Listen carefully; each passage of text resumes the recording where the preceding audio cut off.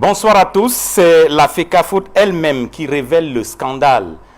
21 joueurs, et oui, 21 joueurs sur les 30 convoqués pour un stage des Lions U17 ont fraudé sur leur âge. Des tests IRM effectués démontrent que ces enfants n'ont pas seulement 17 ans.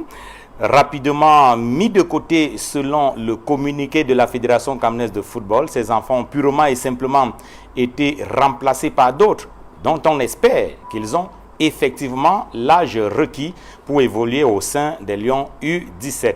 Mais tout cela arrive alors que les Lions U17, justement, préparent le tournoi UNIFA qualificatif à la CAN U17 Algérie 2023, mais qui a intérêt à changer l'âge des enfants, qui sont les fraudeurs et quelles sont leurs intentions. Dans quelles conditions le Cameroun prépare-t-il finalement la CAN U17 Algérie 2023? On en parle au cours de cette édition de 100% foot, 100% foot sur Equinox Télévision, qui reçoit ce soir le président Pascal Atangana. Bonsoir. Bonsoir Cyril. Quel plaisir de me retrouver une fois de plus ici. C'est pour moi vraiment un vrai partage. Et puis le thème me sied tellement que je ne pouvais pas manquer, quel que soit mon état de santé. Vous êtes, donc quand on parle de football jeune, on ne sait plus comment vous présenter. Hein? Vous êtes ancré dans le milieu. Je vis de... Vous savez, c'est dans le football jeune. Et certainement l'énergie que dégagent les enfants par leur gaucherie, par leur ignorance de temps en temps, c'est là que j'ai certainement le secret de ma jouvence. Vous savez, il y a un plaisir à encadrer les enfants. Et il y a un plaisir à éduquer désormais les parents, parce que ce qui arrive là nous interpelle tous, parents, encadreurs, enfants, et aussi c'est là qu'ils viennent de temps en temps miroiter le ciel à des enfants qui n'ont même pas encore, qui ne savent même pas encore bien amortir. C'est vraiment dommage. J'ai toujours dans le football, notamment aux jeunes. Si tu ne peux pas devenir un bon footballeur, choisis quelque chose d'autre, tu peux toujours accompagner le football comme moi je l'ai fait. Tout à fait. Et que je continue à le faire. En tout cas, merci de le faire. Merci d'être à nouveau sur le plateau de 100% foot. Vous êtes carrément à la maison ici. Vous êtes un habitué des studios d'Equinox et particulièrement du studio de 100% C'est moi qui vous dis merci, c'est un privilège. Vous savez que ne viens pas parler, nous ne venons pas là pour, je peux dire une guerre entre les participants. Nous venons là pour nous auto-édifier et édifier ceux qui nous suivent. Donc nous devons venir avec des arguments suffisamment solides et de qualité pour que nous en sortions. Merci d'être venu. On va parler en long et en large de la situation qui prévaut au sein du football jeune au Cameroun. Un football jeune dont un autre promoteur est sur le plateau de 100% foot. Emmanuel Niambi Didons, bonsoir. Bonsoir Cyril, bonsoir à tous les téléspectateurs de 100% foot. Vous êtes également dans le football jeune. Vous êtes notamment membre de l'APECAF, l'association des présidents des écoles, centres de formation et académies de football. Académie de football au Cameroun. Oui, en fait, je suis le secrétaire général, l'un des promoteurs de cette association, dont un immense membre est sur ce plateau, Pascal Atangana, qu'on ne présente plus. En fait, l'association, on l'a créée juste pour apporter un plus dans le développement du football des jeunes. Parce que vous savez, comme le président le disait tout à l'heure, on vient d'abord par plaisir, pour accompagner, et puis maintenant on vient pour former, pour apporter sa modeste contribution pour éduquer les enfants, éduquer les parents et faire en sorte que le Cameroun ait des citoyens qui sont bien formés. Et malheureusement, on a des brebis galeux qui entrent dans cette profession pour certainement faire autre chose que de faire de l'éducation. Mais je pense que la PECAF est venue redresser un certain nombre de choses. Alors vous parlez de contribution modeste, mais rassurez-vous, votre contribution n'est pas modeste, elle est significative, elle est grande cette contribution, et on en a besoin sur le plateau de 100% foot. Ce soir, merci d'être venu, c'est votre première sur le plateau de 100% foot. C'est ma première, je vois qu'il y a de ce que je vois souvent à la télé, parce que comme on est à Douala, on est habitué au plateau de Douala, mais malheureusement le plateau de Yaoundé aussi est alléchant et très beau. Tout aussi alléchant que le plateau de Douala. Oui. Merci d'être venu. Sur le plateau de 100% foot, c'est un habitué, André Onana, bonsoir. Bonsoir avec Cyril, bonsoir à ton riche et beau panel.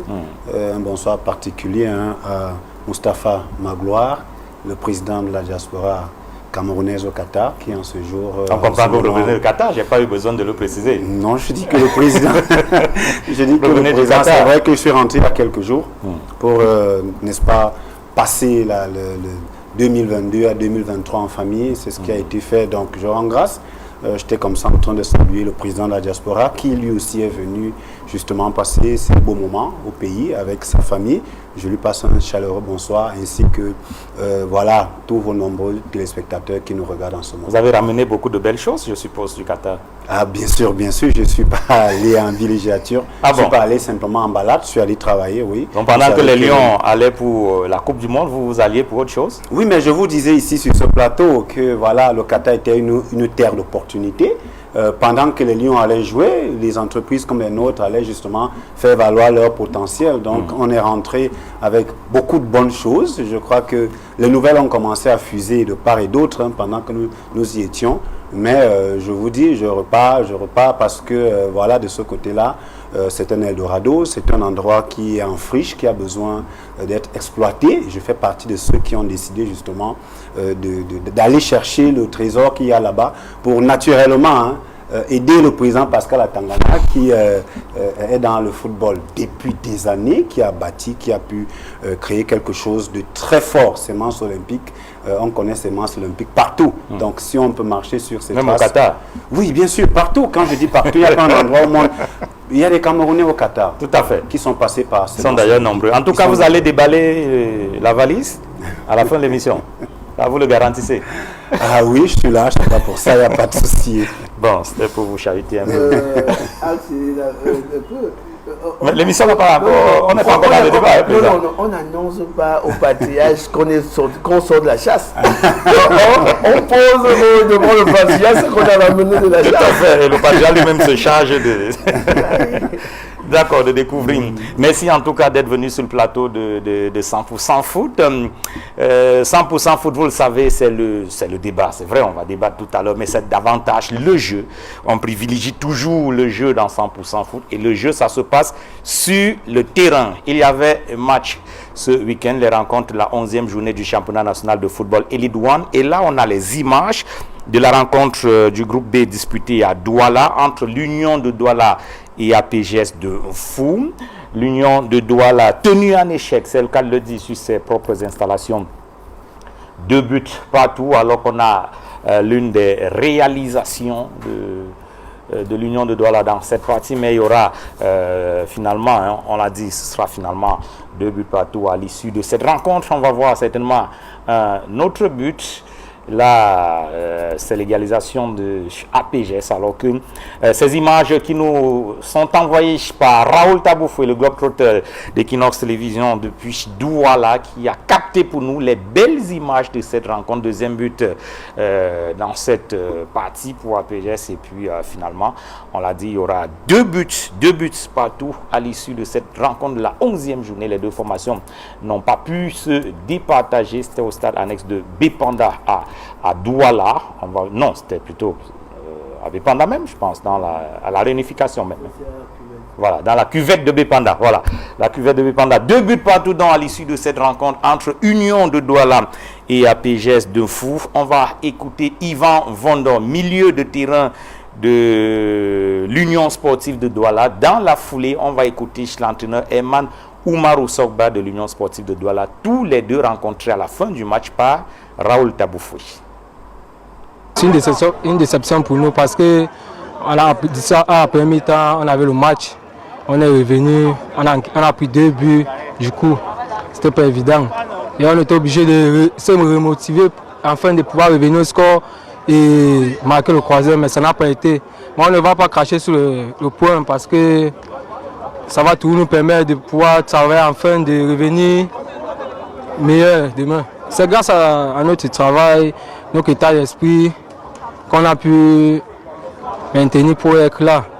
Bon, maintenant, on va bien se reposer afin de pouvoir revenir dans de meilleurs sentiments et continuer le championnat. Satisfait du match, sur ce qu'on a vu, je crois qu'APGS aurait mérité quand même, sur ce qu'ils ont démontré, prendre les 3 points. Ce n'est pas la meilleure équipe qui a gagné, on a fait le match nul qu'il fallait. On a souffert pendant pratiquement toute la rencontre, mais je crois que les joueurs ont tiré les leçons et puis on doit se reposer pour prendre la phase retour. Là maintenant on a un mois de repos, on nous dit qu'on reprendra entre le 12 février comme ça. Ça fait qu'on va donner aux joueurs 2 semaines, on revient pour faire une autre préparation physique. On ne sait pas comment on va reprendre, donc pour nous c'est très compliqué. Parce que laisser les joueurs là maintenant pour 2 semaines, on ne sait pas comment ils vont revenir, même si on donne un programme. Mais bon, on a oublié de s'adapter à ça, nous sommes Camerounais, nous sommes habitués à ça. Bon, il fallait de la patience, mais l'Union a un public, on va dire, assez particulier. Quand on gagne, il y a peu de supporters, il y a peu de gens qui encouragent. Quand on perd, vous allez voir à l'entraînement, c'est bondé, il y a plusieurs personnes. Donc je me dis qu'il y a une frange, il y a quelques supporters quand même qui sont restés fidèles à l'équipe. Et je crois qu'aujourd'hui, moi, je fais le meilleur de moi pour que l'équipe puisse atteindre ses objectifs. Donc il est question pour nous d'être parmi les 2 meilleurs. On va tout faire à la phase retour pour prendre mieux que 17 points. C'est assez rare pour être souligné un entraîneur qui estime que, et qui le dit sans embâche, qu'il pense que l'équipe adverse aurait mérité remporter ce match. On a suivi Herman Omarou Soba, l'entraîneur de l'Union de Douala. Il reconnaît que son équipe a été en difficulté et que l'adversaire, si l'adversaire APGS avait remporté ce match, ça n'aurait pas été un hold-up. APGS aurait amplement mérité sa victoire. Bel esprit de fair play côté Union Sportive de Douala.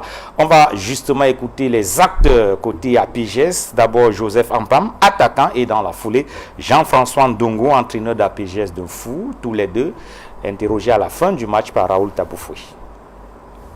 Vous avez vu à la première mi-temps, on était mené. Quand nous sommes rentrés au vestiaire, on a dû remobiliser les troupes avec le soutien du coach aussi pour revenir un peu plus fort.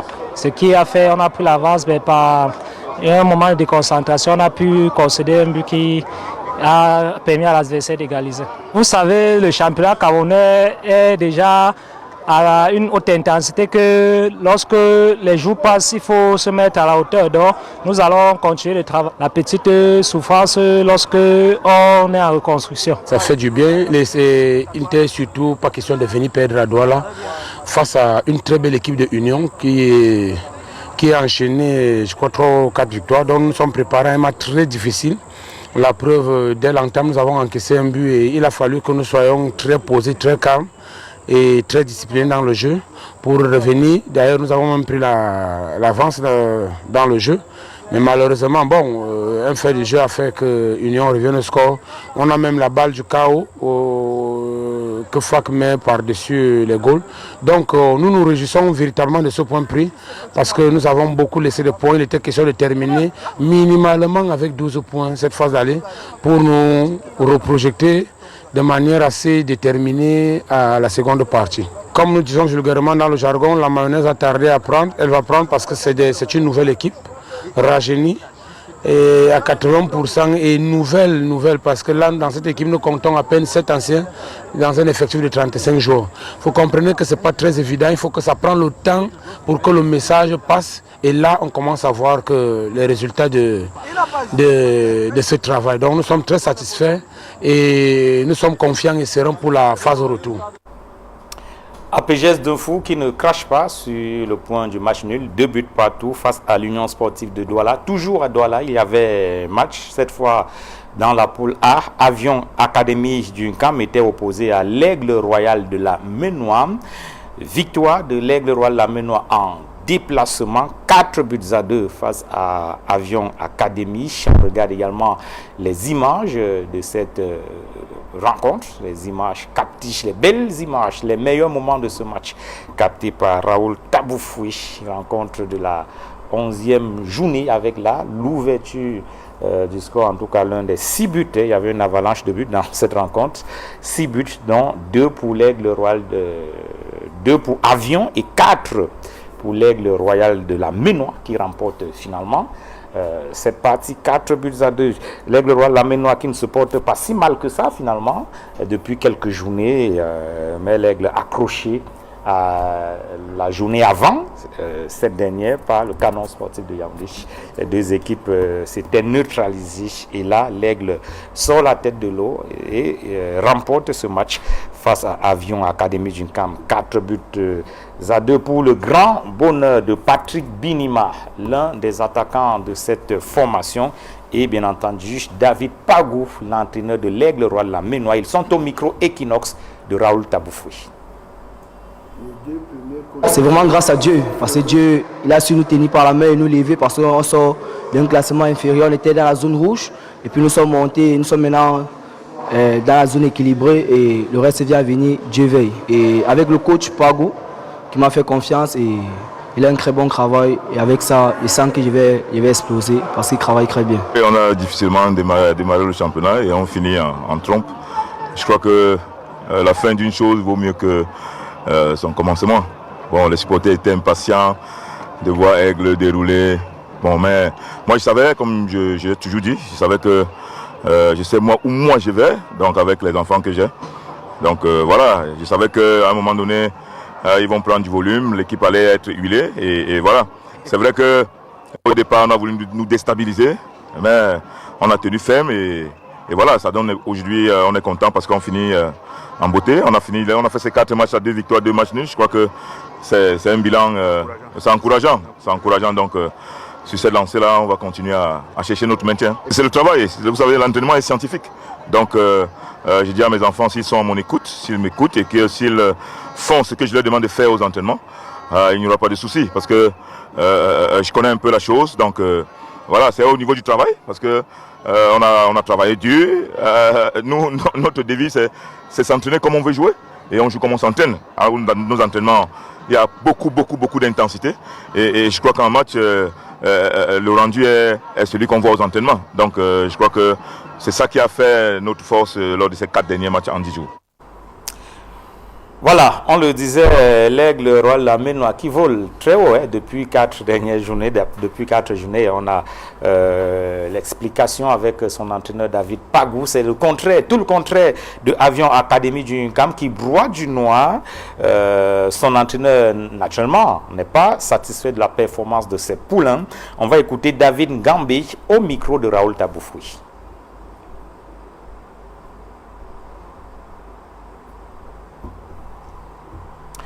David Ngambé, l'entraîneur de Avion Academy d'UNCAM, battu après cette rencontre par l'Aigle Royal Lamenois, 4 buts contre 2.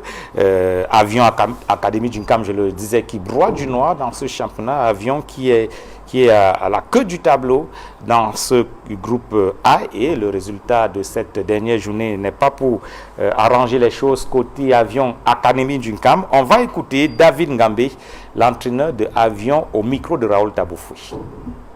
Une première partie de saison très difficile pour Avion. Vraiment, c'est que les espoirs qu'on avait mis pour eux, la deuxième partie de cette première partie du championnat n'ont pas pu être accomplis. On avait cru qu'on s'était bien organisé pour avancer. Malheureusement, nous perdons un match comme ça sur les erreurs individuelles, un match que nous contrôlons. On a des erreurs individuelles que nous mettons dans la rue. Quand on perd un match sur les erreurs individuelles, vous savez que quand vous n'avez pas un gardien qui peut être monsieur 80-70% de votre équipe, ça devient très compliqué. Le deuxième but, on le voit. Le troisième but, on le voit vraiment. Il fallait vraiment arrêter la saignée. Et c'est pour ça qu'on l'a remplacé. Parce que le plan individuel, il n'a pas apporté ce que nous attendons sur lui. David Ngambé, l'entraîneur de Avion d'UNCAM, qui dresse un peu les failles de son équipe, et le gardien qui n'a su pas véritablement remplacer même au cours de cette rencontre. Avion qui n'est pas en bonne forme dans ce championnat.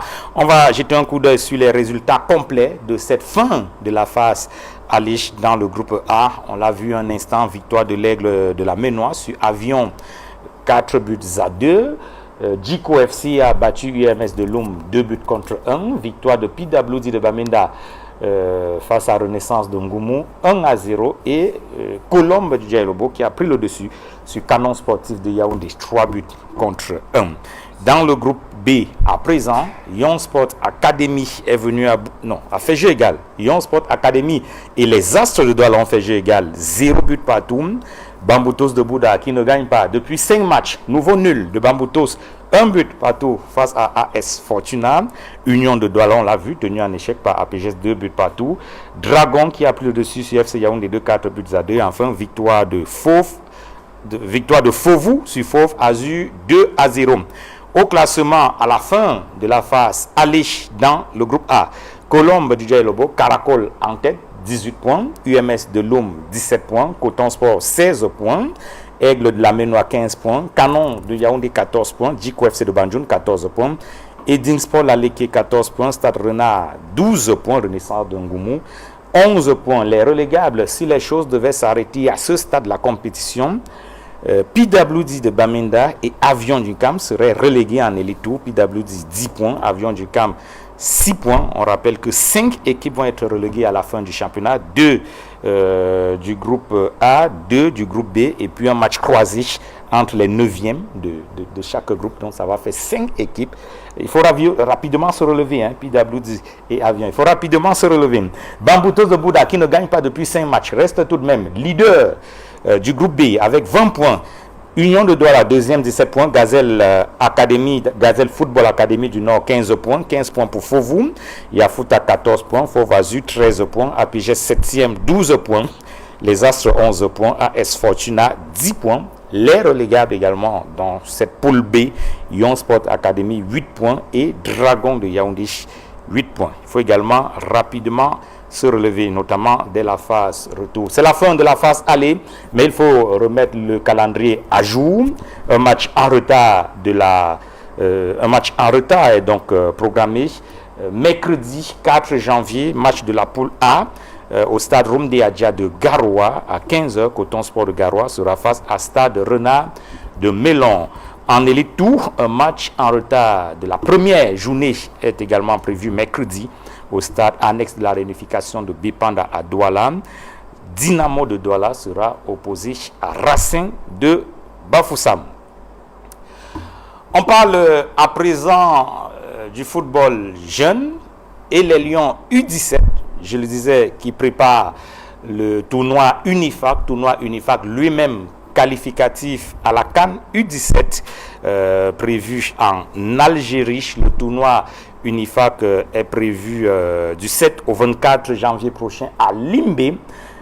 Comment vous appréciez déjà, on ne va pas encore entrer dans les problèmes d'âge, mais restons d'abord sur la manière avec laquelle le Cameroun prépare ce tournoi UNIFAC d'abord, et derrière il y aura la CAN, parce que le Cameroun n'est pas encore qualifié, hein, il faut le dire. Il n'y a que 2 matchs pour chaque équipe. Il n'y a que 3 équipes qui restent au final. Ouais. Donc, on doit gagner et faire match. Cameroun, RD Congo, Gabon, Guinée équatoriale, SCA, Congo, Brazza, Sao Tomé et Principe, Tchad. Voilà les 8 équipes qui composent l'UNIFAC. C'est facile de dire, de les compter, toutes ces équipes-là. Mais combien seront là? Tous ne viendront pas. Il y a beaucoup de doutes sur les participations. Disons qu'il y a 8 équipes, ça fait 2 poules de 4. Au bout de 3 matchs, les 2 premiers sont automatiquement qualifiés. Peut-être les 2 deuxièmes aussi. Donc, il n'y a pas à ce genre. Le Cameroun est détenteur du trophée de l'UNIFAC, oui, on peut de la CAN U17. Oui. Est-ce qu'on peut imaginer le détenteur du trophée qui ne soit pas qualifié? La CAN U17, c'était en 2019. C'était en 2019. Puisque en 2021, il n'y a pas eu CAN. En 2019, il n'y a pas eu CAN non plus. Bon, ça veut dire que depuis, le Cameroun est donc détenteur depuis, parce que le Cameroun remporte selon nos fiches en 2019. En 2017. La prochaine 2017. La prochaine CAN. 2019. Oui. U17. Avec Limi Thomas. Avec Limi Thomas. Avec Limi Thomas. Et donc la prochaine CAN doit se disputer normalement en 2021, pardon. Mais elle n'a pas lieu. Et donc on est en 2023, le Cameroun continue d'être détenteur du trophée. Parce qu'en 2021, il n'y a pas eu CAN U17. Je crois que le dernier détenteur de la Coupe du Monde, on ne peut pas imaginer une Coupe du Monde sans Italie. L'Italie n'était pas là. Alors qu'ils étaient champions d'Europe, ils sont champions d'Europe. Non, ça c'est des aléas. Quand on veut se maintenir, le plus dur n'est pas d'arriver, c'est de se maintenir. Quand on veut se maintenir, on prend les dispositions pour le faire. Le Cameroun en a pris? Je l'espère, parce que le Cameroun est entré dans une phase, je ne veux pas dire d'apprentissage, mais de consolidation des faits. Parce que... On apprend encore alors qu'on est détenteur du trophée? Oui, on peut avoir... C'est des générations qui se suivent, mais ne se ressemblent pas. C'est les U17. Vous voyez qu'on avait des formations qui étaient convaincantes. Parce que les enfants jouaient, faisaient semblant de jouer. Ça fait depuis 2016, vous avez entendu qu'il y a un championnat de football. On nous a fait jouer le 1 but sur là dernièrement. Oui, mais c'était un championnat. Non, mais je vous dis, c'était un championnat. C'était quoi le championnat de la Coupe du Cameroun des jeunes? Répondez-moi en Cyril. Parce que non, c'était la Coupe de championnat. Vous voulez que je vous donne... Je pense que c'était... La saison s'est jouée. On a même les champions. Option Sport de Bamenda qui a battu Terre de foot du littoral. Dans mes fiches, 3 buts contre 1. Et qui est, c'était dans la U17, donc qui est le champion en titre. Ouais, pourquoi vous aimez la sorcellerie? Non, c'est pas parce qu'on fait une émission de nuit que vous allez nous entraîner dans ce qui n'est pas bon. Du tout, je vous dis, un championnat, vous savez un peu, lorsque vous allez à l'école, j'espère que vous continuerez parce que je vous vois docteur. Je vous entends. Alors, on allait dans des salles de classe avec des camarades bien connus. Je connais quelqu'un qui me dit qu'il a un MBA et qu'il a reçu. Je demande quels sont tes camarades de classe. C'est-à-dire que nous ne devons pas avoir des équipes où on sélectionne les gens que parmi les grands. Parce que ceux qui doivent même jouer ne jouent pas. Nous devons avoir des sélections départementales, des sélections régionales qui permettent d'entretenir. Et là, on connaît les promotions des gars. Si vous étiez né avec nous comme dans les années 60 là, moi je suis né en 59, c'est-à-dire c'est les enfants des années 60 qui étaient là. On savait qui sont ceux qui ont passé au lycée Leclerc. Parce que c'était une cohorte qui évoluait. Mais maintenant, on ne sait même pas d'où est-ce qu'on prend les joueurs. Après, vous entendez seulement qu'on a pris dans le canon, dans le machin. Logiquement, ça nous rattrape aujourd'hui. Je ne parle pas des choses. Je vous dis qu'on n'a pas joué l'année passée. Intégrez ça dans votre tête. On a fait le 1-0. C'est-à-dire vous ne pouvez pas entraîner les enfants. On n'a pas joué l'année d'avant. Pourtant, il y a eu des cadets qui ont joué les finales. Mais vous avez amené vos enfants là-bas, non seulement sur l'Olympique à jouer ce que vous appelez un but sort. Ouais, mais on a joué, on est sorti, non? Mais si vous aviez gagné, vous auriez continué et peut-être être champion. Non. Pourquoi vous avez perdu? Nous ne pouvions jamais avancer. On jouait avec les papas. Nous, on jouait avec les gars. Ah bon? Ce qu'on a recalé là? Je ne veux pas dire que ils ne sont même pas là. Parce que à la fin de ce championnat-là, on nous aurait même quand même sorti, ne serait-ce qu'une équipe type. De bons joueurs, mais on ne l'a pas fait. Bon, on a quand même le meilleur joueur du tournoi, Yaya Bilari de Option Sport. D'accord. A été déclaré meilleur joueur de la saison. Je ne suis pas contre ce que vous dites. Moi, nous sommes venus ici pour faire sortir bien entendu, le football jeune de l'Ornière. Et nous allons le faire par ce qui se fait déjà d'une manière pratique à la fédération et parce que nous avons dit depuis 15 ans. Très bien. Je reviens à vous tout à l'heure. On reste sur la préparation. La préparation des Lions U17. D'abord pour le tournoi Unifac et ensuite pour la CAN derrière en espérant que le Cameroun va se qualifier. Comment vous appréciez cette préparation? En fait, je ne sais pas s'il y a une préparation. Non, l'équipe est en train de se préparer. Bon, peut-être l'équipe est en train de se préparer. Le tournoi Unifac démarre le 7. Le tournoi démarre le 7. Oui. Et je me dis quelque part qu'après les nouvelles qu'on a de cette sélection, on a eu les nouvelles que lorsqu'il y a eu un recalage de 21 joueurs, on n'a pas eu de nouvelles de la préparation de cette équipe-là. Ça veut dire qu'on ne sait pas comment on a fait la détection pour retrouver... Comment on a fait pour avoir 30 joueurs? Parce qu'on a vu une liste parce qu'il n'y a pas de championnat. Je ne vois pas comment le coach a fait le miracle pour avoir 30 joueurs. Ça, c'est la première des choses. La deuxième des choses, on ne sait pas à quel moment cette équipe entre en stage. Vous dites qu'il n'y a pas eu championnat? Il n'y a pas eu championnat. On peut pas préparer une saison. Mais le championnat dont Option Sport est champion, c'était quoi? Admettons qu'il y a eu championnat. Si vous regardez la liste des sélectionnés, il y a beaucoup d'équipes qui n'ont même pas participé à ce championnat dont le nom figure là. Donc il n'y a pas d'équipe. Donc c'est pour dire quelque part que pour nous, il n'y a pas eu championnat. Il y a juste eu une coupe pour meubler. Oui, mais la coupe, c'est une compétition. Bon, une compétition. Admettons qu'il y a la coupe. Mais est-ce que cette équipe a eu le temps de se préparer? Non. Deuxièmement, est-ce qu'on a mis les moyens pour que cette équipe se prépare, ne serait-ce que pour le tournoi Unifac? Non. Est-ce que cette équipe, l'entraîneur a sillonné tout le Cameroun comme les autres, ses prédécesseurs l'ont fait? Non. Ça veut dire quelque part que... Comment vous le dites? Est-ce que vous êtes avec l'entraîneur? Je le dis parce que je suis un acteur, je suis un promoteur, j'ai mon centre de football à Bancomo. Mais ce n'est pas parce qu'il n'est pas venu chez vous qu'il n'est pas allé ailleurs. Il est certainement allé dans deux régions. D'après mes nouvelles, peut-être il est allé à Limbé. Est-ce qu'il était au nord? Parce qu'il y a toujours un programme qui est bien établi pour la détection, on le sait, puisqu'on sait qu'il n'y a pas de championnat. Donc l'entraîneur au moins aurait pu déclarer à l'avance qu'il y a une préparation de l'équipe qui s'annonce. Et maintenant, admettons qu'il y a même eu 30 joueurs. On a décalé 21 personnes. On n'est pas encore sur les recalages. Oui, à quel moment il va se préparer? Admettons qu'il a mis les 30 joueurs. Il reste 4 jours pour préparer une compétition. Vous trouvez ça normal? Non. Ça veut dire quelque part qu'il y a... Moi, pour mon c'est l'entraîneur qui sait comment il va préparer ça. Non. Vous ne pouvez pas déclarer sur le plateau. C'est le Cameroun. Il ne va pas pouvoir le faire. C'est le Cameroun. Puisqu'il le déclare en off. Il ne peut pas le déclarer officiellement parce qu'on ne va pas considérer ce qui est dit en off. C'est ce qui est dit officiellement qui tient. Officiellement, oui, on ne va pas considérer ce qui est dit en off. l'équipe est en stage. Avec combien de joueurs? On ne sait pas. Vous-même, vous êtes journaliste, vous nous dites combien de joueurs qui sont en stage. En ce moment, le stage a lieu où? 30 étaient convoqués, 21 recalés, remplacés. Il reste 9. Il reste 30. Il a remplacé. Il reste 30, puis on les a, il a remplacé. remplacés. Il a remplacé par comment? Ça veut dire que c'est une préparation biaisée. Ça veut dire que nous, on s'attend au miracle. Comme le Cameroun est souvent génie. Impossible n'est pas camerounais. Tout voilà, ça peut arriver. Alors, Andro Nana, vous êtes aussi sceptique que l'équipe, la préparation, comment vous la trouvez? Ils estiment qu'il n'y a pas de championnat, mais nous on a même un champion qui a été déclaré, mais ils estiment qu'il n'y a pas de championnat. Écoutez, et du coup, ça biaise la préparation des Lions U17.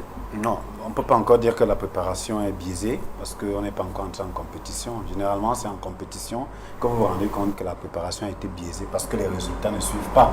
Donc, du coup, moi, de ma position, je ne peux pas dire que la préparation est biaisée, même si j'ai un souci avec le process. C'est-à-dire qu'à l'époque, on faisait un examen de poignet qui vous indiquait que tel enfant peut appartenir au U17 ou au U15.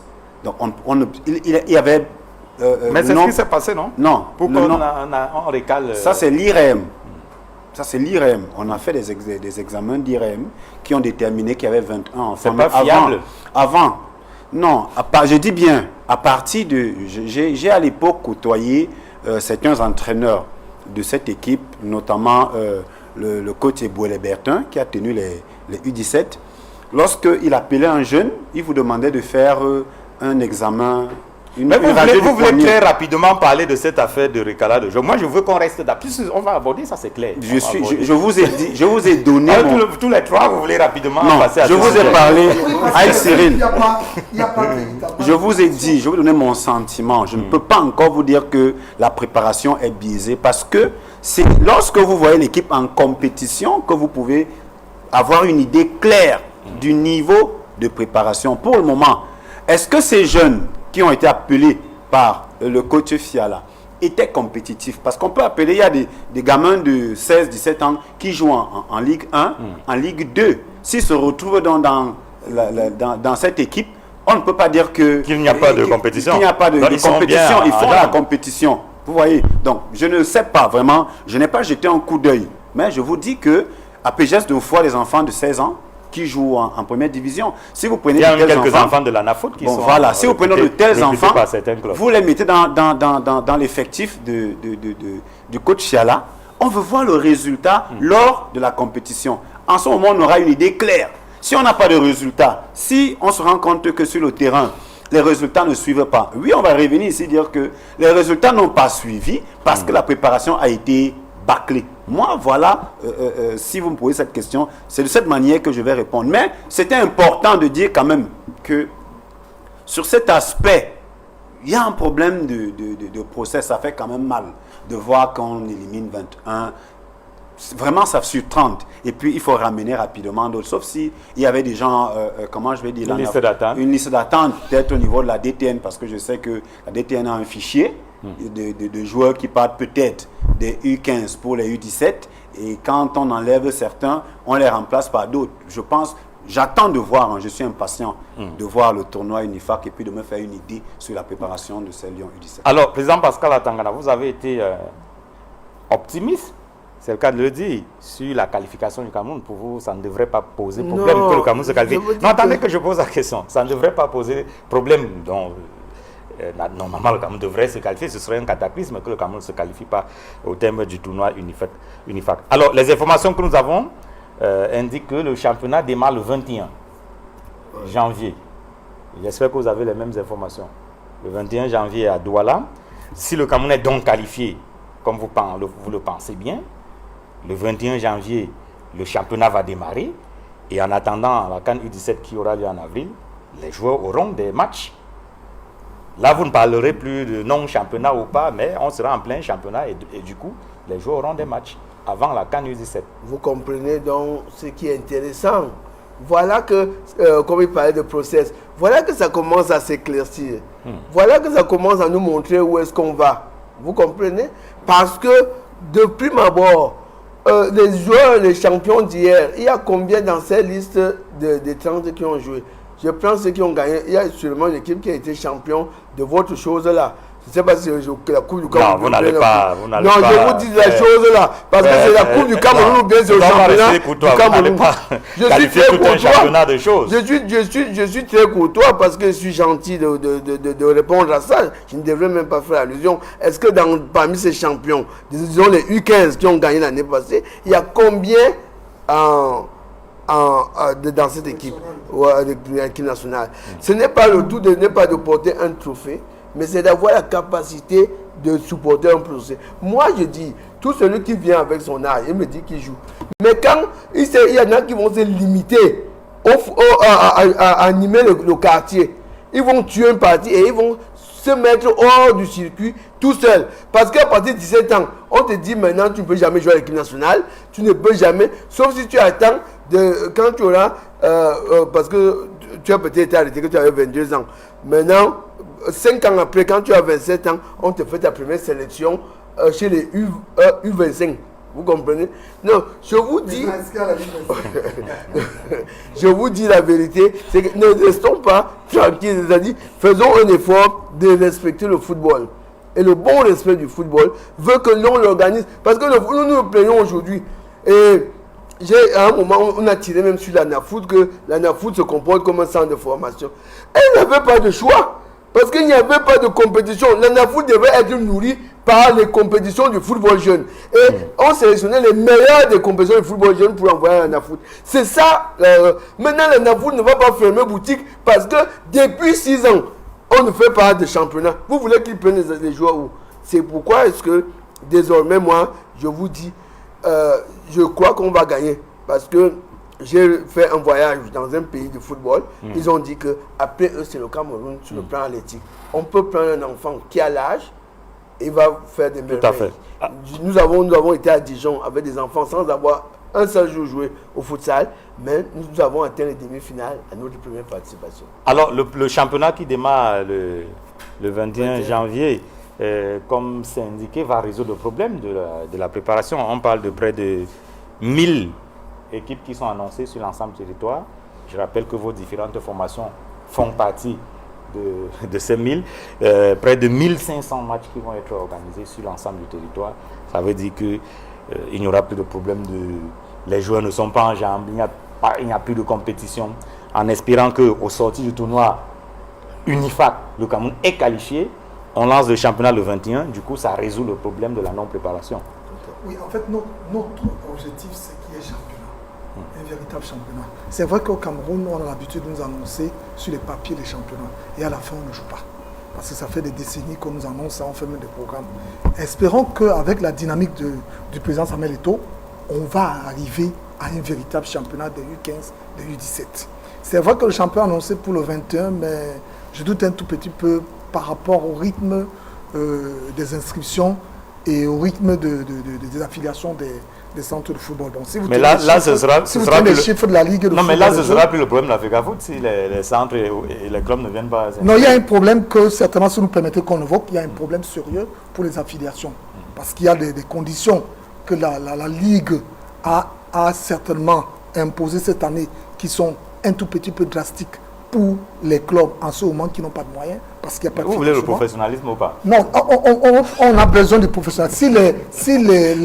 Si les équipes d'élite n'ont pas un véritable professionnalisme, ce n'est pas les jeunes qui vont avoir le professionnalisme. Mais ce n'est pas parce que ce n'est pas professionnel en haut que ça ne doit pas être professionnel. C'est ce qu'on veut. On veut très bien qu'il y ait le professionnalisme. Et nous encourageons la Ligue à faire en sorte que ce soit professionnel. Mais on va aller étape par étape. Il ne faut pas brusquer. Parce que quand vous demandez à un enfant, aujourd'hui, il y a beaucoup de centres qui naissent, qui n'avaient pas de compte bancaire, qui n'avaient pas de siège, qui n'avaient pas le matériel pour travailler, parce que tout le monde est venu avec la passion.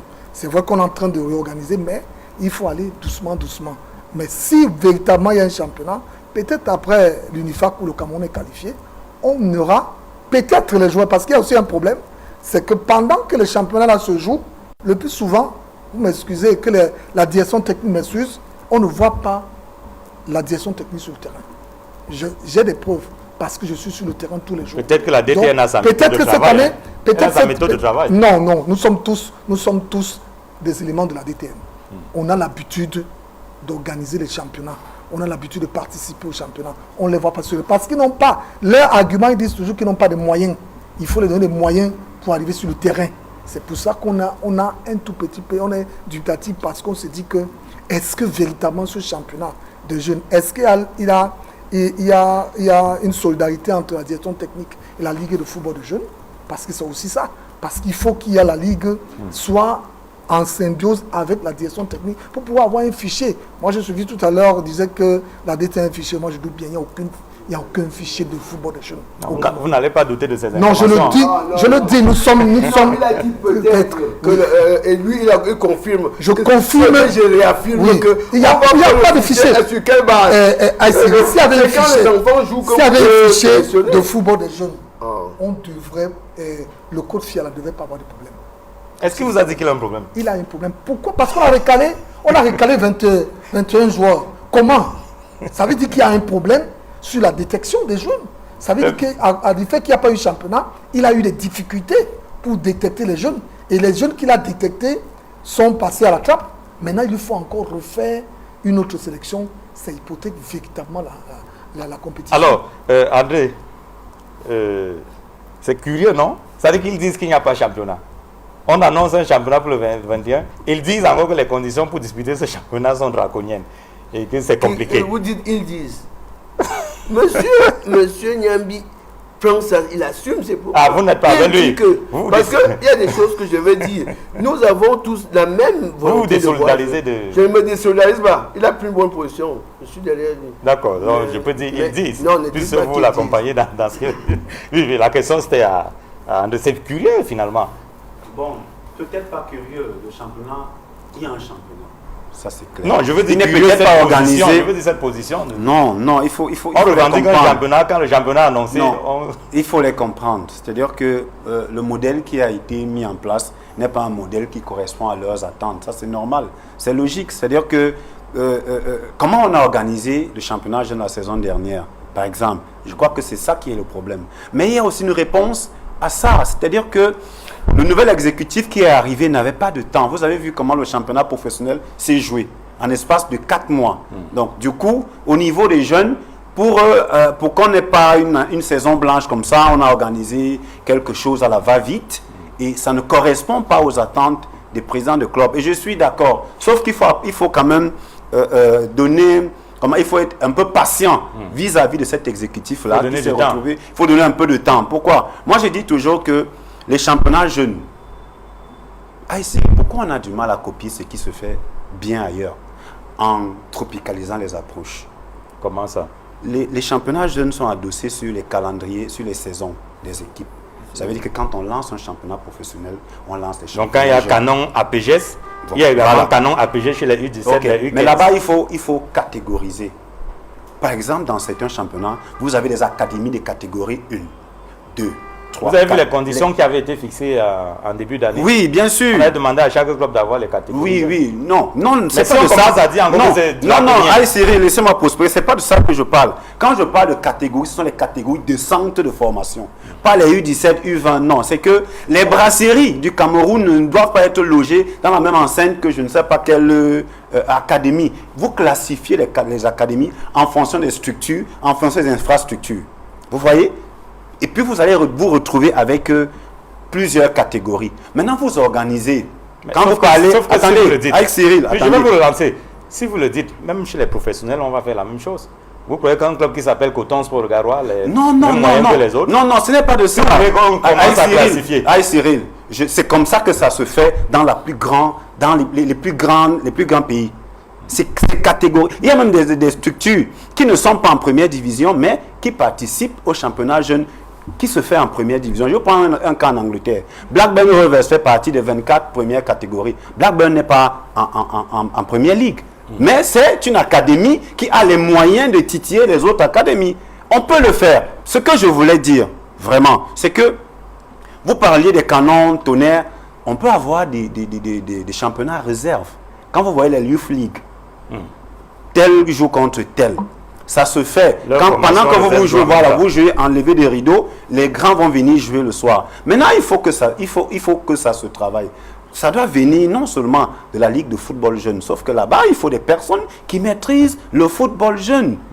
Si vous n'avez pas de personnes qui maîtrisent comment ça se fait et qui n'ont même pas la volonté, attendez, on ne va pas faire intelligence, on va pas faire vraiment, vous savez, des responsables, des personnes. Vous avez dit au sein de la Ligue de football non, jeune. Écoutez, la nomination est discrétionnaire.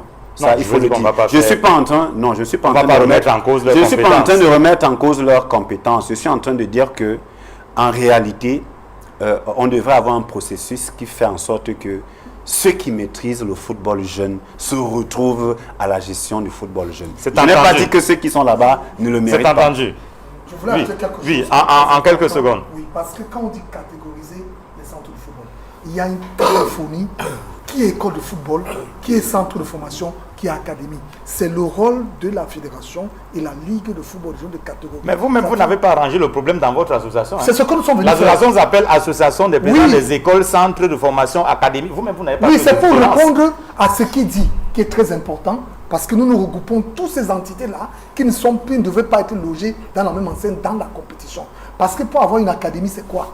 Pour un centre de formation, c'est quoi? C'est par rapport à la catégorisation qu'on peut jouer. Et notre rôle à la PECAF, c'est rassembler ce monde-là et faire en sorte qu'il y ait une catégorisation pour qu'il n'y ait plus ces problèmes-là. C'est entendu. On rappelle donc que le tournoi Unifac démarre le 7 janvier prochain. Ce tournoi-là est qualificatif à la CAN U17. Elle est prévue en Algérie au mois d'avril prochain.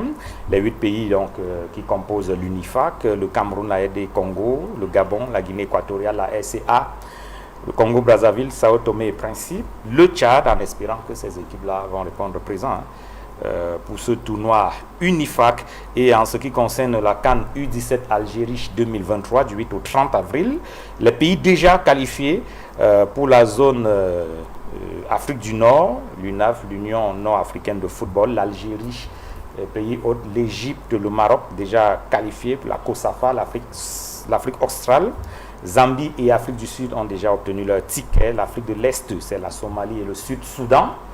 L'Afrique de l'Ouest A, c'est le Mali et le Sénégal. Vous savez que la zone Afrique de l'Ouest est grande. Elle a donc été divisée en deux.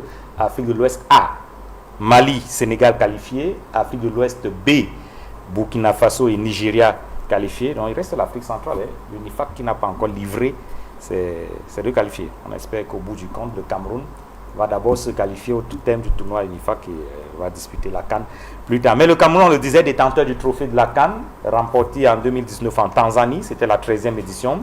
Le Cameroun qui avait battu la Guinée en finale, 5 tirs au but contre 3. Il a fallu aller jusqu'au tir au but parce qu'au terme du temps réglementaire des prolongations, les deux équipes étaient à 0 but partout. Au tir au but, les Lions U17 de Libye Thomas se sont imposés 5 contre 3. C'était la deuxième victoire du Cameroun parce qu'en 2003, déjà, avec le coach Anatole Abbé, voilà, le Cameroun avait remporté également la CAN U17, c'était au Swaziland, la 5e édition. Victoire en finale face à la Sierra Leone, 1-0 après prolongation. Est-ce que 2023 sera l'année du 3e sacre du Cameroun? En tout cas, on espère que ce sera le cas. Mais pour y participer, les Lions passent par beaucoup de péripéties. Je vous le disais, c'est la FECAFOOT elle-même qui a annoncé le scandale. Je vous lis in extenso le communiqué de la Fédération camerounaise de football, la FECAFOOT, qui informe l'opinion publique que dans le cadre des préparatifs du tournoi Unifac Limbe 2023, qualificatif au prochain championnat d'Afrique des Nations des U17, 21 joueurs sur les 30 actuellement en stage ont été recalés à l'issue des tests de l'IRM. Ils ont aussitôt été sortis du groupe.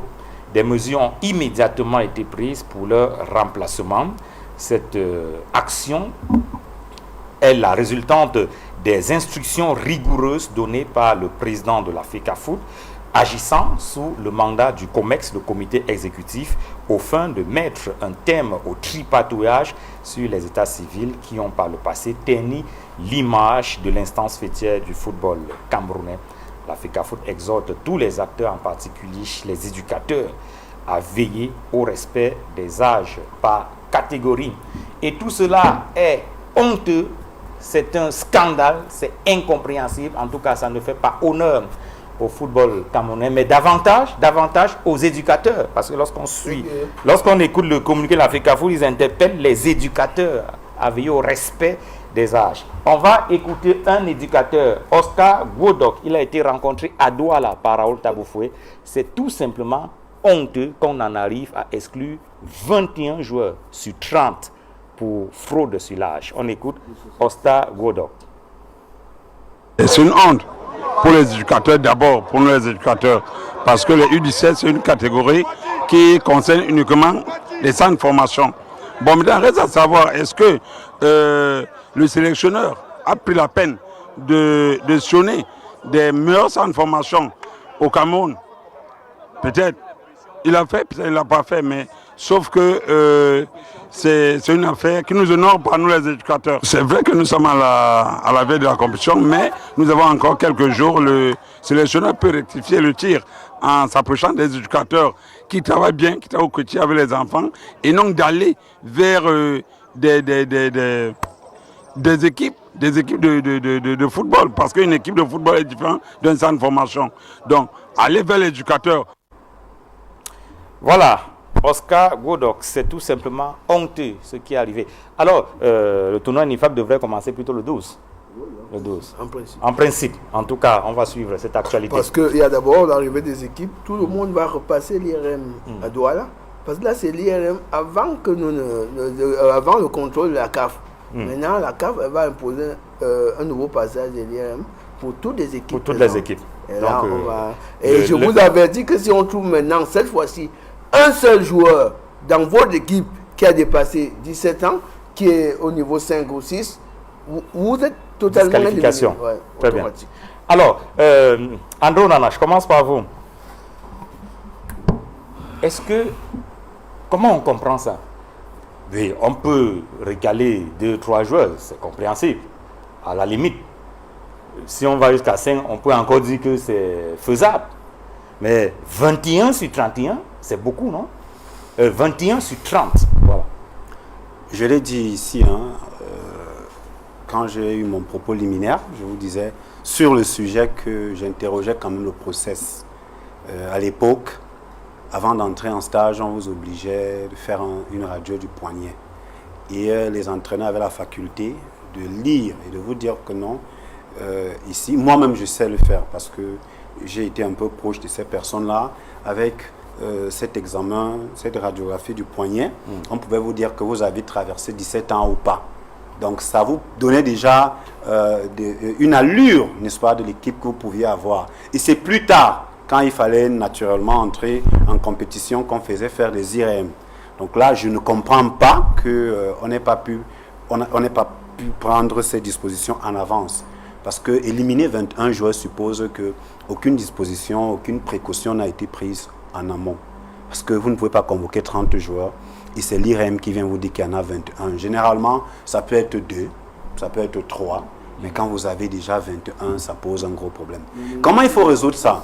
Non, on n'est pas encore dans les solutions. Bon, d'accord, mais justement, moi je dis c'est compliqué parce que effectivement, vous n'avez pas assez de temps pour travailler avec les nouveaux. Donc, si on a réussi à ramener 21 autres, je n'ai pas déjà la liste. Je ne sais pas si effectivement 21 ont rejoint la tanière. C'est vrai que je vois quelques photos. En tout cas, la FECAFOOT l'annonce et on y croit. La FECAFOOT annonce qu'on a remplacé déjà. On a la liste des joueurs qui sont entrés en stage. Non, mais ils disent que c'est remplacé. Vous ne croyez pas à la FECAFOOT? Non, ce n'est pas une question de croire. Pourquoi on nous donne souvent une liste des joueurs qui entrent en stage? Pourquoi vous doutez? Je ne suis pas en train de douter. Sont pas 30 non. Je ne suis pas en train de douter. Je suis en train de m'interroger. Quand cette nouvelle liste, il y a encore des quand on convoque 30 joueurs, on vous dit voilà les 30 joueurs convoqués par le sélectionneur U17. Lorsqu'on enlève 21 et on les remplace, on vous dit encore qu'on vous a donné la liste des 21 recalés? Non. Moi, je ne l'ai pas vu. Pas ça aussi? Non, mais justement, non. Je demande la même chose. On nous aurait dit tel. Pourquoi? Parce que après, ceux-là pourront encore changer des âges et aller jouer. On ne va pas les exposer non plus. Voilà. Bon, donc c'est les exposer? Bien sûr, c'est les Non, mais au contraire. Au contraire, il faut nous dire que c'est tel parce que ils peuvent encore changer. Vous voulez dire que c'est tel qui a fraudé son âge? Qu'on le dise comme ça publiquement? Vous savez, lorsque vous déposez un dossier de licence à la fédération et que on rejette pour fraude sur âge, c'est connu, non? C'est connu. C'est-à-dire que le propriétaire du club, ainsi de suite, vous savez que tel a fraudé sur son âge. Mais là, il s'agit d'enfants de 17 ans quand même. Ah, ok, d'accord. Alors, non, je vais venir à vous. Mais avec les résultats, là, il y a des enfants de 22 ans ou 23 ans. Tel que c'est parti, parce que vous dites que... Alors, Emmanuel Nyambi, comment vous comprenez ça? 21 ans, c'est quand même beaucoup. Si on avait dit 2, on ne serait même pas en train d'organiser un débat là-dessus. En fait, moi je ne dirais pas que c'est une honte, c'est un phénomène qui ne date pas d'aujourd'hui. Hein. Il ne faut pas aussi dramatiser la situation. C'est vrai que oui, c'est vrai qu'il y a... dramatiser? Oui, c'est vrai qu'il y a les médias, qui amplifient, mais c'est une situation qui date de longtemps. Et ce n'est pas aujourd'hui qu'on a recalé les joueurs. C'est vrai que le nombre est exorbitant, mais il faut dire que c'est les causes de l'inorganisation des compétitions. C'est les causes des éducateurs, c'est la cause de la fédération. On a entendu un éducateur dire tout à l'heure que c'est une honte pour les éducateurs. Non, et moi je connais Oscar, et aujourd'hui, comme dirait, il ne faut pas citer les contemporains. Tout le monde est fautif dans cette histoire du trucage d'âge. Personne ne va se dédouaner, que ce soit nous les éducateurs, nous les promoteurs et les responsables de la fédération. C'est pour cela que le communiqué dit, on est en train de vouloir amener, en faire en sorte qu'il y ait un changement. Le changement ne sera pas facile, mais il faut noter que moi, je m'interrogeais par rapport à cette sélection. Pourquoi? Parce qu'en réalité, au temps de Thomas Libio aussi, il y a eu ce qui faisait la détection sur le terrain. Avant d'être appelé à l'équipe nationale, il fallait présenter un IRM pour être sûr que vous avez l'âge pour participer à cette compétition-là. C'est vrai qu'à un moment aussi, au temps de Bouelet, on avait aussi recalé 2 ou 3 qui avaient fraudé sur l'âge, mais ce n'était pas tellement. Mais moi, je pense que tout le monde doit se sentir responsable de cette situation. L'éducateur a besoin de quoi? L'éducateur veut que son enfant évolue. Mais est-ce qu'il y a les conditions pour permettre cette évolution-là? C'est ça qu'il y a trucage d'âge. Et imaginez, moi j'ai vécu des faits à Douala par les grands centres de formation, qu'on cite les noms.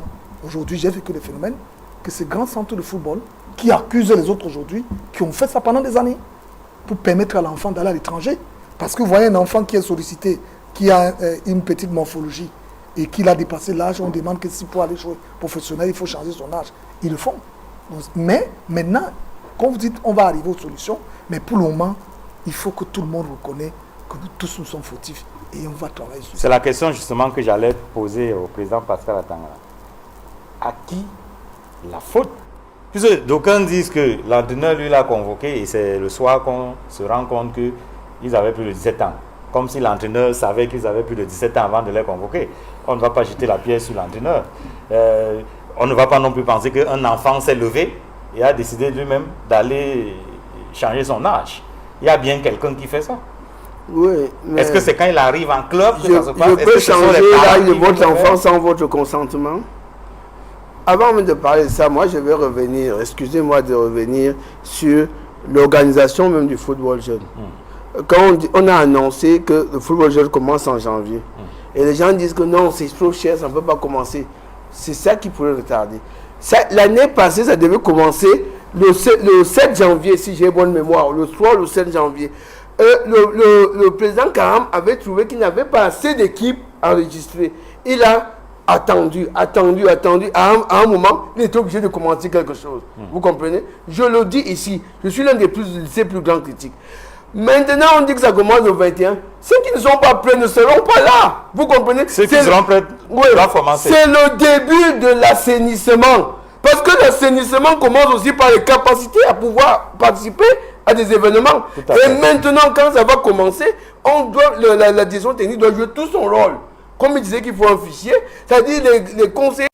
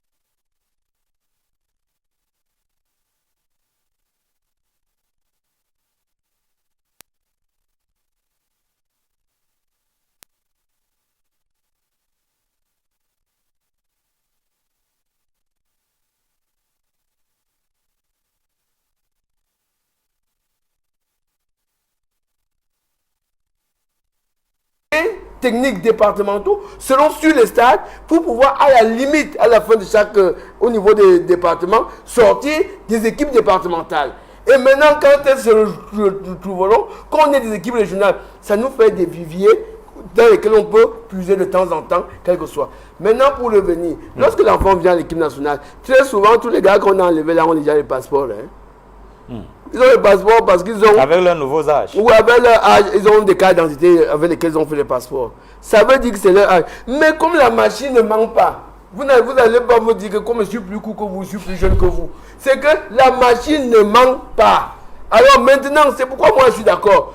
On dit donner les cartes d'identité. Quand tout le monde fait la carte d'identité, mais quand il y a beaucoup qui vont s'exclure du football, et il y aura des enfants. Et je vous dis, dans ce Cameroun, si on cherche 1000 enfants de 15 ans qui savent jouer au football, on va les trouver. Et qui sont aussi costauds que vous.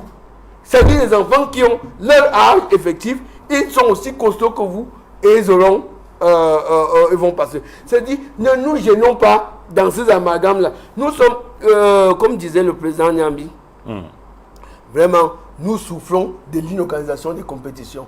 S'il y avait des compétitions, la NAFU ne souffrirait pas. S'il y avait des compétitions, on aurait un vivier permanent. On organiserait des tamis tout le temps. Voilà. Et puis, avec les compétitions, comment pouvez-vous juger un joueur en un match?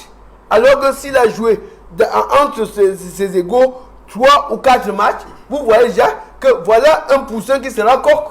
Vous voyez un peu. Non, ne nous emballons pas. Moi, je demande au président Djambi, le président de la Ligue, que s'il a 10 équipes, il commence avec 10 équipes. Il n'a pas à attendre ceux qui ont des problèmes. Et maintenant, au coach, je sais qu'il va faire une bagarre magique. Parce que moi, j'étais partisan que, avant le début de chaque championnat, qu'on publie les noms de tous les joueurs qui participent. Lorsqu'on appelle les enfants, on sait que parmi les 21 là, les 29 qu'on a renvoyés, les 8 que Semence Olympique a envoyés, il ne reste même pas un. Vous voyez un peu? Parce qu'il y a des structures seulement qui ont été envoyées comme ça. Et puis, les agents des joueurs ne sont pas forcément ce que vous croyez. Hein. Il y en a même qui sont introduits là-bas, qui ont des enfants qui veulent voir grandir. Et ceux qui disent que l'enfant va changer l'âge, ils vous mentent. Que personne, désillusionnez-vous. Il est maintenant impossible de changer l'âge.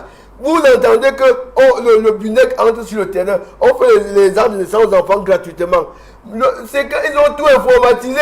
C'est-à-dire que maintenant, tu veux seulement aller changer. Toi-même, tu es victime. On peut maintenant faire un passeport en 30 minutes pour ceux qui sont connus dans le système. C'est-à-dire ceux qui ont répondu à leur âge, normalement. Vous allez faire le passeport. Au niveau du passeport, ils ont un fichier qui vous montre tout nu. Alors maintenant, avant vous savez pourquoi le cas d'identité dure. Parce que dès que tu dis que tu es né à Gormapouvi, on va au centre de Gormapouvi. Tout le carnet, on l'informe. Mais si tu avais à changer là-bas.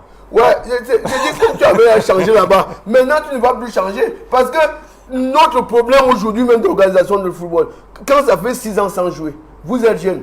Quand toi, tu as ton aîné, tu es l'aîné d'un enfant, il a 10 ans, toi, tu as 16 ans. Vous faites 6 ans sans jouer. Tant que toi, tu es cadet, toi, tu as fini, on a arrêté au moment où tu étais cadet.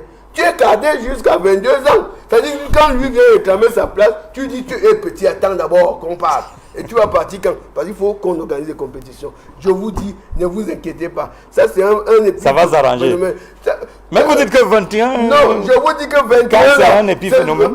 Oui, 21 là, c'est un avertissement à tous ceux que le diable éloigne du bon chemin. Tout à fait. Soyez loyaux dès votre bas âge.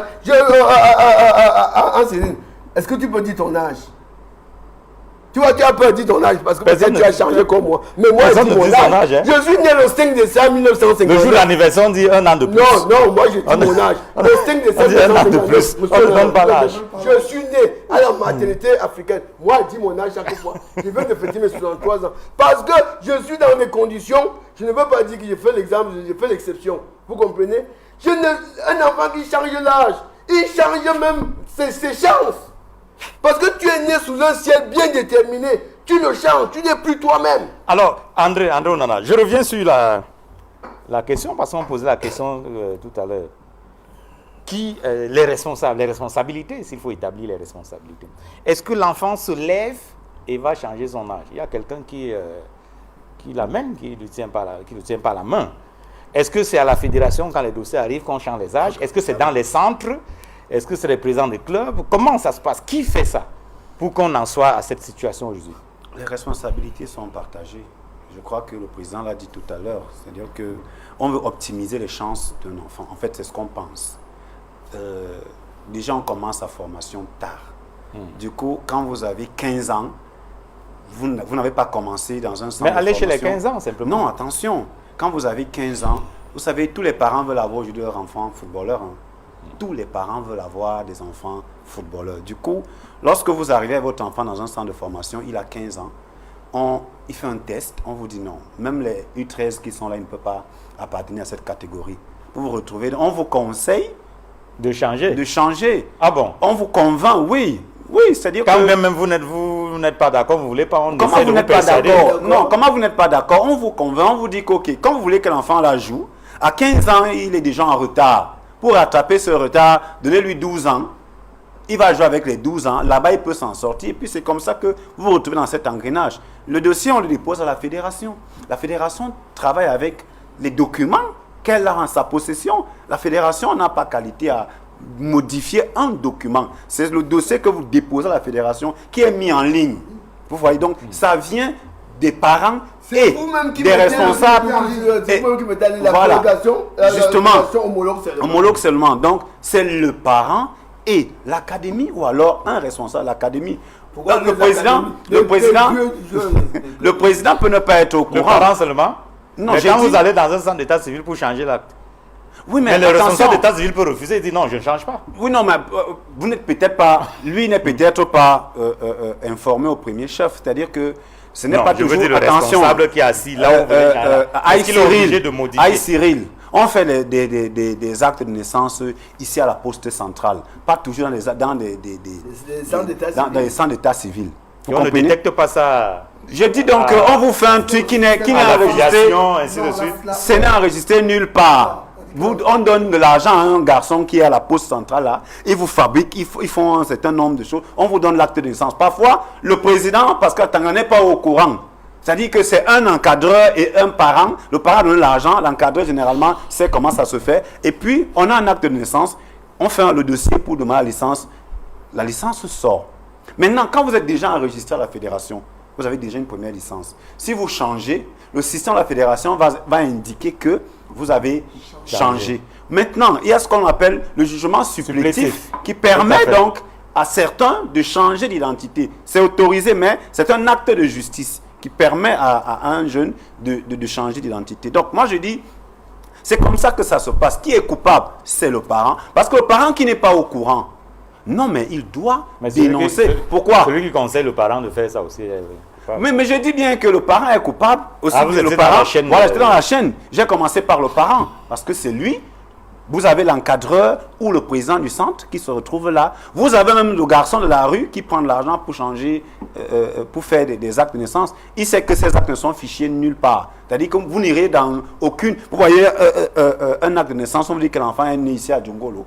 Mais si vous allez à Djungolo, vous n'allez rien trouver à ce niveau-là. Et il y a même aussi des mairies qui acceptent de faire ça, hein, dans des mairies où on vous donne une souche alors qu'elle est fausse.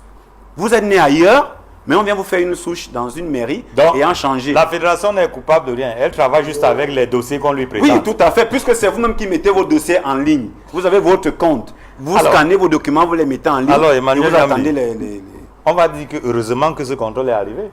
Si on était allé jusqu'à l'UNIFAC avec ça, ça aurait été une vraie catastrophe.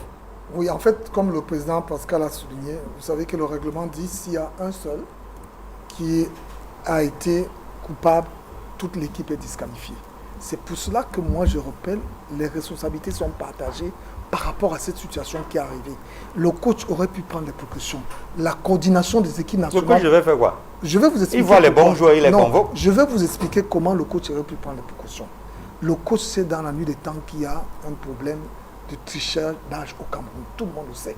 Il sait très bien que pour jouer sur les U17, il faut avoir l'âge requis. Et comment faire pour avoir l'âge requis? Le coach ne peut pas inventer. Certainement, le coach va prendre les fichiers des licences. Mais sachant que la FIFA exige un contrôle morphologique qui est fait par l'IRM, ils devraient prendre des précautions comme les autres en ont pris. C'est pour ça que moi je dis, c'est à eux, Mais si le à coach, la coordination. Maintenant, le coach peut estimer qu'il n'y a pas de moyens. Si le coach réfléchit comme vous l'avez dit, comme la fédération, c'est-à-dire qu'on vient avec les dossiers, c'est pas elle qui va faire les actes quelque part et ainsi de suite. C'est pas le travail du coach. Il a vu un joueur qui est performant, qu'il peut sélectionner, il demande celui-là à quel âge, on lui présente un dossier où le gars a 17 ans. Vous voulez que le coach fasse comment? Parce que le coach sait que dans l'information d'identification de ce joueur qui participe à l'UNIFAC, il y a un élément important qui est la radio du poignet. Donc le coach le savait. C'est même le rôle du manager de l'équipe. Celui qui est team manager, c'est son rôle. Parce que ces enfants-là, beaucoup n'ont pas de passeport avant. Parce qu'on les convoque souvent à l'équipe nationale, et on vous dit, allez faire des passeports. Et le coach voit le passeport. Mais le coach devait prendre...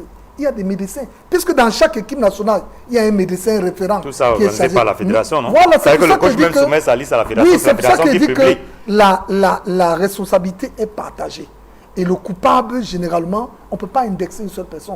Le véritable coupable, c'est celui qui vient à la fédération avec le dossier. Puisque la fédération, pour dire vrai, n'est coupable nulle part par rapport à l'identification. Mais comme la FIFA a intronisé ça, c'est pour cela qu'on doit prendre des précautions. Parce que l'année de Thomas Libier, on a pris des précautions. Moi, j'ai participé, par exemple, à faire en sorte que les joueurs qui viennent au test, on les demande d'aller d'abord faire l'IRM pour être sûr que vous avez l'âge requis pour jouer. Certainement, le coach n'a pas eu le temps. Le médecin aussi peut fausser les résultats des tests. Oui, ça s'est même passé dans certains endroits. Compliqué, cette affaire. Oui, c'est pour ça qu'on dit que... Moi, je répète, tout le monde est coupable dans cette histoire. Donc, il faut maintenant qu'on en arrive à changer la donne.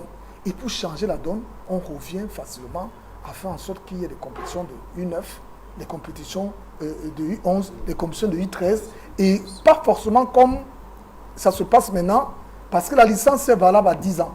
La FIFA reconnaît à 10 ans. Ça veut dire que si l'enfant là, qui est véritablement, qui a 10 ans, entre dans le processus de licence à 11 ans, il est difficile qu'il change l'âge à 17 ans. Il ne va plus changer puisqu'il y a une identification. Et c'est pour cela que nous, on a loué la venue de FIFA Connect, parce que ça permet de limiter un certain nombre de choses. Donc, il y a quelque chose qu'il faut faire. Il faut que les parties s'asseyent pour pouvoir faire en sorte que ce phénomène, c'est pour ça que nous, à la PCAF, on interpelle la Ligue de football de jeunes de faire asseoir les responsables. C'est qui? C'est les promoteurs, ce sont les éducateurs, pour qu'on prenne un cap, pour dire qu'à partir de maintenant, faisons ceci. Vous avez suivi Oscar, non? Lui ne passe pas par 4 chemins. Hein. Oui, parce que pour nous, les éducateurs, c'est une honte. Donc lui, il connaît les responsables. Non, il sait très bien que c'est l'éducateur. L'éducateur a honte, pourquoi? Parce que c'est l'enfant de l'éducateur qu'on a empêché d'évoluer. Parce que ton enfant que tu as formé, tu le vois à l'équipe nationale, et que subitement on te dit qu'il ne peut plus participer à une compétition, ça te touche. Mais tu le formais en sachant bien que c'était pas ça. On n'était pas sûr, puisque c'est pas l'éducateur forcément qui amène l'acte de naissance. Alors, le président Pascal Atangana, on va sortir, hein? Ouais, on entame les... Bon, le dernier tout table, c'est pour les résolutions. En tout cas, comment on sort de cette affaire? Non, moi, pour qu'il n'y ait plus ce problème d'âge. Je vais d'abord vous dire que l'âge, on vous dit que le jugement supplétif est autorisé. On va changer ton âge sur le papier, mais les autres vont toujours durcir. Donc, évitez de faire ça. Ça dit il faut jouer dans ça. Parce que le problème du football jeune, des sports jeunes, c'est qu'on passe tous les ans. On n'est pas dans une catégorie parce que, oui. Et puis, je vais vous dire, dans les 3 ans qui viennent, il faut bien que notre football se joue par tranche d'âge. C'est-à-dire les 10 ans, les 11 ans, les 12 ans. Comme ça, les catégories là font que même un enfant de 12 ans. C'est chez les seniors qu'on s'éternise. Hein? Quand vous avez atteint les seniors. Non, moi, on m'a demandé de me nationaliser en Sao Tomé pour jouer. C'est seulement que je leur ai dit que je suis prêt. Pourtant, ils savent que j'ai 63 ans. Là-bas, il n'y a pas de limite d'âge. Au contraire, on veut battre l'exploit de Roger Mila, le plus vieux joueur de la Coupe du Monde. Mais quand Sao Tomé sera... Non, ce que je voulais dire, c'est que quand vous êtes U13, après vous montez U15, ainsi de suite. Mais lorsque vous atteignez les seniors... Oui. C'est pourquoi je vous dis que les vieux qui ont changé là, les vieux qui ont changé là, qu'ils aillent caler, qu'ils attendent quand ils auront l'âge de plus de 23 ans. Vous comprenez? C'est quand ils atteignent 24 ans qu'ils vont jouer. Même si en ce moment-là, tu as 34 ans, mais toi, tu commences à 24 ans où les autres Alors, je voulais dire que pour finir ce problème, c'est très simple. On fait jouer majoritairement les enfants et que ceux qui ne sont pas conséquents, je vous dis que ceux qui viennent d'arriver là, c'est l'avertissement à tous ceux que le diable éloigne du bon chemin. Tous ceux qui veulent tricher, parce que j'admire... Ceux-là sont où? À la fédération, chez les éducateurs, chez les parents. Est-ce que vous savez que un manager, il y a des gens qui ont fait des centres de formation pour placer les enfants à l'étranger. Ils savent que quand ils veulent faire mon centre, c'est pour faire. Donc ils marchent avec la faux. Ils coupent seulement parce que ils disent que si l'enfant n'a pas cette taille-là, il ne va pas passer. Nous parlons des parents. Et comme chaque parent rêve de voir son enfant expatrié, jouer pour celui à l'extérieur, même s'il va jouer en Macédoine, il va lui dire que s'il n'a pas 18 ans international, et il veut seulement qu'on convoque son enfant à l'équipe nationale, alors que les malins, dans 3 ans, vous allez constater. Je vais vous donner un exemple pratique. Rapidement. Si vous venez au tournoi semences olympiques, semences olympiques ne joue plus les finales. Vous savez pourquoi? Non. Les gens viennent avec les papas jouer contre les 12 ans, les 15 ans, les 17 ans, vous comprenez? Ils gagnent. Mais moi, ma victoire, c'est d'avoir organisé. Et mes petits-enfants apprennent. Vous comprenez un peu? Voilà un peu ce que je dis. Même dans le championnat qu'on va faire là, je veux faire jouer les enfants nés en 88, nés en 89 parmi les minimes. Ça permet à ces enfants-là au moins d'apprendre. C'est-à-dire, c'est à 14 ans que l'enfant est dans la proportion de croissance. 14-18 ans. Donc c'est là, ça va faire repenser même la formation à la base. Ça va faire que nous aurons des formateurs qui tiennent compte de la psychologie, de la physiologie, et ça va nous donner des costauds comme vous, et qui vont jouer à 16 ans, on verra. Est-ce que vous savez qu'en 2017, nous avons été à Montaigu avec Thuram. Thuram qui a joué la Coupe du Monde. Kefrem Thuram. Oui, il était avec nous. Oui, il était à l'équipe nationale de France, comme disait le capitaine. Pour ceux qui étaient là, c'est parce que ces enfants arrivés dans les conditions de professionnalisme, ceux qui vont devenir footballeurs, on leur donne une formation adéquate avec l'entraînement. André Onana, comment on sort de cette affaire? On commence la formation très tôt. Très tôt, c'est-à-dire qu'envoyer déjà les enfants au centre de formation à 7 ans, 8 ans. Quand il aura 15 ans, ce ne sera plus évident pour vous. Quand il aura suivi le bon cursus, ce ne sera pas évident de changer son âge. C'est parce que justement, on commence la formation tard.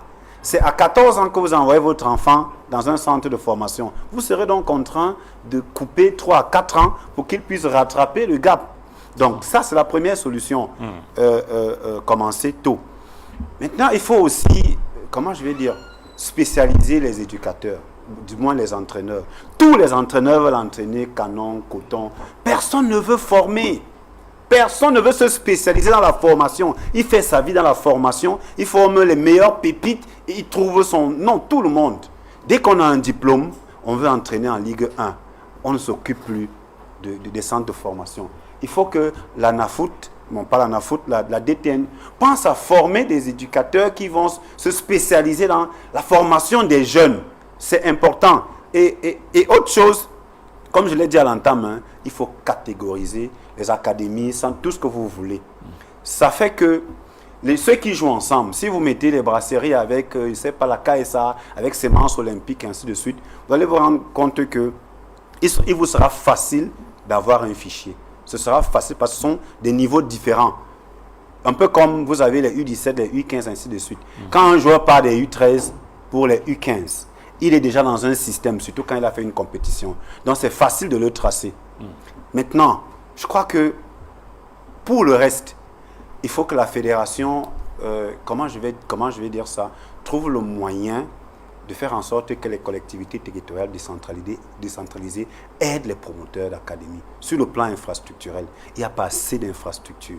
Et ça fait que les promoteurs n'ont pas d'espace. Il n'y a plus d'espace pour que les enfants puissent se mouvoir. Ce n'est pas évident. Et du coup, qu'est-ce qu'on fait? On est obligé d'attendre. Quand on a un peu de temps ou un peu d'espace, on envoie un enfant qui, généralement, a déjà traversé l'âge qu'il faut pour la formation. Alors, Emmanuel Yambi, pour sortir de cette affaire de tripatouillage des âges, pour éviter qu'on arrive encore à cette situation où des joueurs, des enfants sont recalés à la veille d'une compétition. Je crois que les deux autres panélistes ont déjà dit. Moi, je voudrais dire que C'est ce qui nous a amené à créer l'association de la PECAF pour permettre en sorte qu'il y ait un changement radical sur le développement du football. C'est pour ça que dans nos piliers, on parle de la formation. Parce que si on fait, il a dit tout à l'heure, il faut former des éducateurs qui sont capables de former. Et en plus de ça, il faut faire de la promotion et faire de la détection. La détection, ça commence à quel âge? Il faut planifier ça.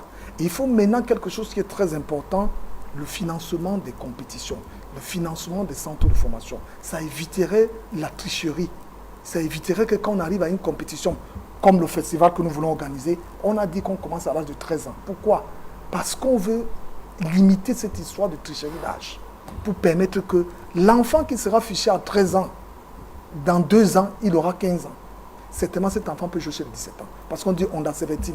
Donc, ça veut dire qu'à 15 ans, on peut jouer sur les 17 ans. Donc, on va éviter cela. Donc, c'est pour dire que j'attire aussi l'attention de la fédération. C'est vrai que le but de la fédération, c'est de réorganiser. Mais en réorganisant, tenons compte que c'est quand il y a plus de licenciés qu'une fédération est forte. Et pour avoir plus de licenciés, il faut avoir des équipes. Et il faut catégoriser ces équipes-là. Il faut faire en sorte qu'il y ait une synergie. Et tant qu'il n'y a pas une synergie entre les éducateurs et les promoteurs et la Ligue, et je voudrais rappeler ici que la Ligue de football des jeunes, c'est l'émanation des promoteurs, des présidents des clubs. C'est ce que les gens oublient. Ce n'est pas les 5 personnes que le président Eto'o... c'est l'émanation des clubs. Hein? Oui, mais au Cameroun, pour le moment, les gens pensent que c'est les 5 personnes, 6 personnes que le président Eto'o a nommé qui forment la Ligue. Sans les clubs, il n'y a pas de Ligue. Donc, il faut qu'on tienne compte de ça et qu'on en discute. Et je pense que le Cameroun est en bonne voie avec ce que le programme que nous sommes en train de mener. Et vous rendez compte, nous avons pris conscience, nous les éducateurs, nous les promoteurs, nous avons pris conscience de cette situation-là. Tout à fait. Et je pense qu'on va remédier à cela. Emmanuel Niambi Didance, merci d'être venu. C'est le Festival national des jeunes, c'est quand? Ça commence le 7 février à Garoua. Il y a 3 catégories, les U13, les U16 et les U19. En plus, les U15, parce qu'on oublie de parler des filles. Parce qu'il faut le football féminin, il y a le U15. Et en plus, le festival s'étale en 4 étapes. Il y a l'étape préliminaire qui va concerner les 13 ans et les 16 ans. Et l'étape secondaire qui va arriver jusqu'en finale avec les zonales qui vont certainement décerner le meilleur centre de formation de U19 qui va gagner un coaster. Mais si entre-temps la Ligue a lancé le championnat, nous sommes avec la Ligue. Vous allez d'abord ce soir. Non, le programme tel que nous avons fait ne chevauche pas avec le programme de la Ligue. Et vous avez également pris des mesures pour qu'il n'y ait pas de recalage. Oui, effectivement. Parce que nous avons mis en place une commission médicale et morphologique. Merci d'être venu. Merci aussi. Je peux vous dire première réussie. Hein. Oui, merci. Je distribue toujours les points lorsque les gens arrivent sur le plateau pour la première fois. Merci. Je pense que j'ai été à la hauteur. Je pense que le sujet était passionnant. Et je pense qu'avec votre aide, on va arriver à changer un certain nombre de choses dans le football des jeunes. On l'espère. André Onana, merci d'être venu ce soir encore. C'est moi qui vous dis merci. J'ai pris beaucoup de plaisir à partager avec des aînés, je vais dire, des papas comme Pascal Atangana, que j'ai longtemps admiré et que je continue d'admirer. Merci d'être venu. Merci à vous. Et bon retour de Doha. Ah, merci, merci. Merci. Président Pascal Atangana, patriarche, merci d'être venu. Quel plaisir. Vous savez que c'est vraiment un plaisir d'être ici. Et surtout d'informer les gens que l'environnement ne prête plus à la tricherie, tout simplement. Parce que vous allez constater que si nous continuons à tricher ici, nous n'aurons plus de sortie internationale. Et maintenant, qu'on ne vous mente pas, si vous faites une première carte d'identité, elle n'est pas changeable. Il y a un long numéro sur la carte d'identité. C'est le même numéro. C'est pourquoi quand vous dites que c'est un renouvellement de la carte, vous avez perdu votre carte, ça ne dure pas. Généralement, ça sort vite. Alors, c'est pour vous dire. Et maintenant, si vous changez même l'âge, au tribunal, ça ne va pas changer vos os. De la même manière, je dis aux enfants, on a trouvé que c'était trop dur en exigeant les cartes d'identité aux enfants. Il faut d'abord que même dans les centres de formation, que les enfants viennent d'abord pour s'amuser, comme la jeune fille qui va apprendre à danser, comme le jeune homme qui va chanter dans la chorale, vous comprenez un peu. Et comme ça, quand on prend du plaisir, à un moment, on sent que on est à l'aise dans ce milieu et on va grandir. Je crois que nous devons pas seulement mettre dans la tête des enfants que nous allons former des grands joueurs que nous allons vendre à l'étranger. Pour vous finir, je suis vraiment content. Je remercie André Onana des cadeaux qu'il va nous donner tout à l'heure. Moi, je dis merci par l'avance. Dis donc, rassure-toi, la PECAF est forte. Et nous allons continuer à bâtir quelque chose de solide sans outrepasser les actions de la FECAFOOT. La FECAFOOT fait un travail tellement digne et vous verrez, dans tout ce qui est limitation d'âge, on aura les échos dans les prochains jours. Merci Axel, je suis à ta disposition et je suis heureux d'être là. Happy New Year. Bonne année à tous les trois. Nous sommes le 2 janvier. Ouais, bonne année. Ah oui, j'ai oublié de dire bonne année à tous mes enfants, notamment à tous mes neveux, à Rose, à tout le monde. On va dire à tout le monde. Merci à tous les trois. Mon grand frère qui me suit depuis le village, Jean-Marie, rassure-toi. On en a Jean-Marie. Vraiment, en particulier mon épouse qui me suit depuis Douala. Ah. Elle a l'écoute. Merci d'avoir regardé. Merci à tous les trois d'être venus sur le plateau de 100% Foot. Merci à tous les téléspectateurs. On va dire merci également à toutes les équipes techniques depuis Douala jusqu'à Yaoundé, les équipes techniques réunies autour du réalisateur Joël Essengue. On va se retrouver mardi à 22h30 et mardi à 22h30 et lundi à 21h. J'y arrive. Restez sur les programmes d'Equinox Télévision. Bonsoir.